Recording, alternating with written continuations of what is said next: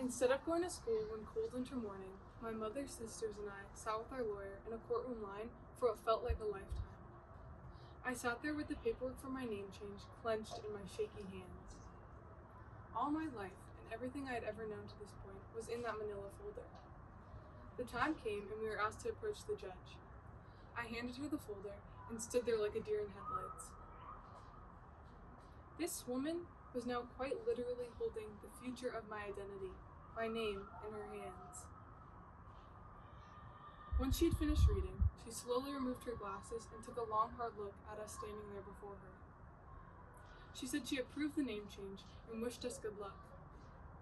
I had finally been legally released from my past, and I walked out of that courthouse feeling reborn.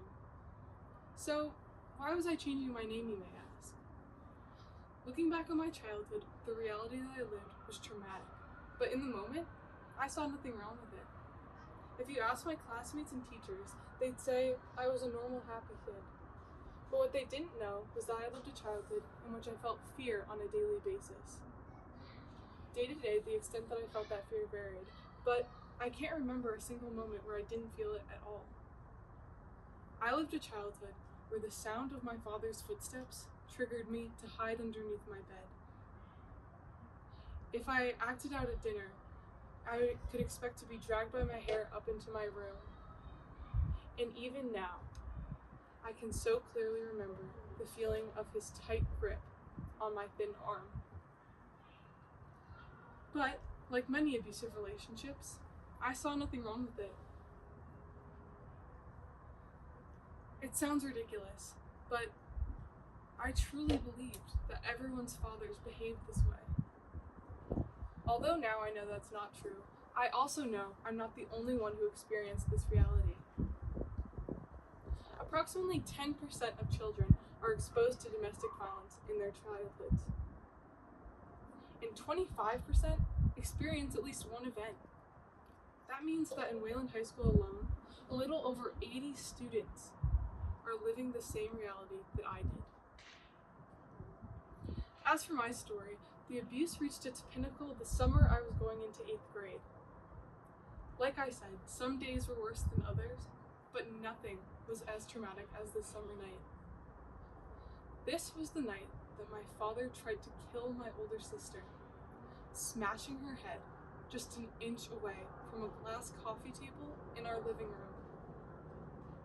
What followed this event was my mother, sister, and I having to confront him at court. We all had to give a detailed testimony of the years of domestic abuse that he imposed on our family. As we spoke, he sat there, and as the judge puts it, like a stone-cold, abusive monster. I haven't seen him since that day, but what I didn't realize was that the journey to escape his abuse had just begun.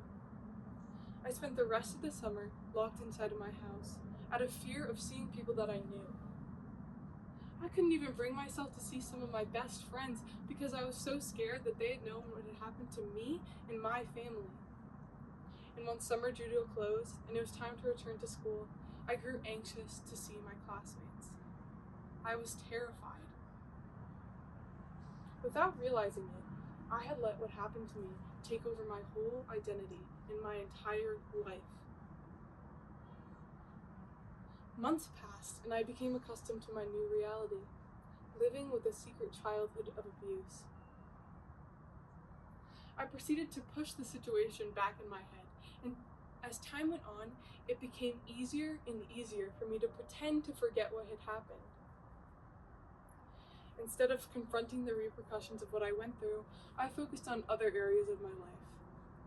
I found a lot of success, but I still wasn't happy. And this led me to question, why wasn't I happy when I felt like I had everything that I had worked for?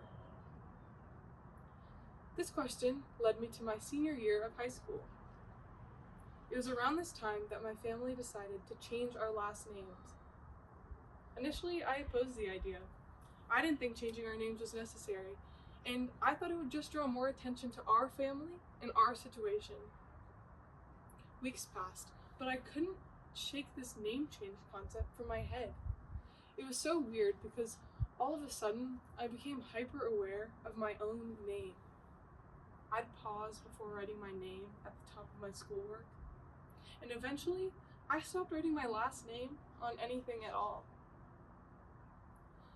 The concept of a name seems so simple. It's just an identifier or a label for an individual. But as I became more aware of my own name, I realized it's not that simple. I completely underestimated the significance that someone's name has on their identity. And even more so, I undervalued the power of being aware and control of your own identity.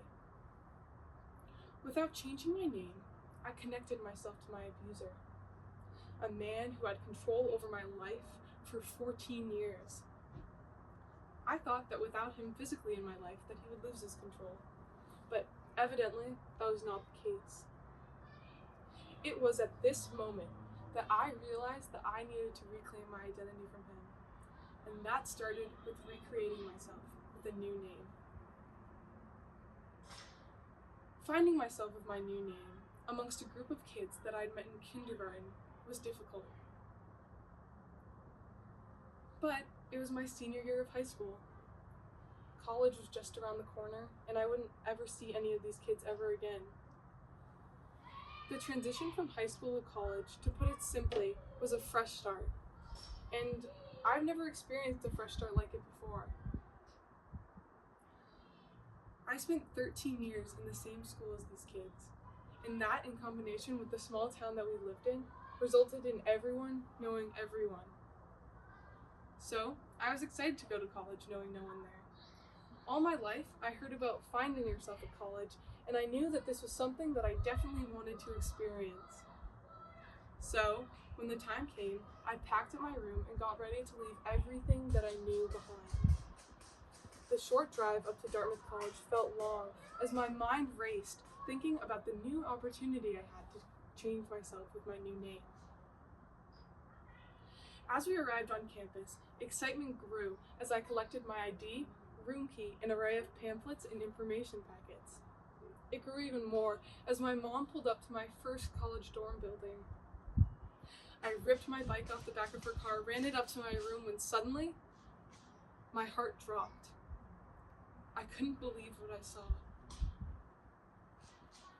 Just when I thought that I'd escaped my old identity, I was confronted by it again. I was met at my freshman college dorm room with the last name of my abuser on my door. As I stood there, I realized something. A lot has led up to this moment. I survived a childhood of domestic abuse. I have changed my name. And most of all, I've committed myself to reclaiming my identity. But what I hadn't appreciated before was that the road to achieve this goal would not be linear, nor would it end with me going to college. I was now quite literally standing before the rest of my life. The door to my freshman college dorm room. Dramatically, I ripped my name tag off my door, crumpled it in my hands, and finally felt ready to start down this road. And who I am standing here today, 4 months later, is a little different than who I was then. And I will continue to change, knowing the control I have over my identity. This is a story in progress. So, why am I telling you all this? Although my story is unique, in many ways, it's not. I was confronted with the blatant opportunity to think about my identity, that being changing my name.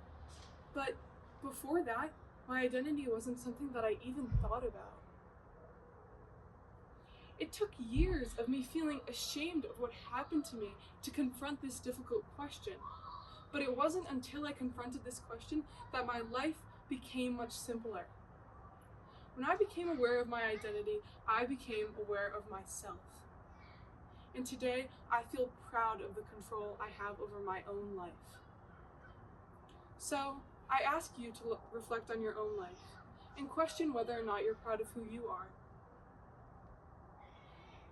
If the answer to that question is no, chances are you are unaware of the power of taking control of your own identity. Because at the end of the day, we all deserve to be proud of who we are. And I am proud to be Jenna Martin.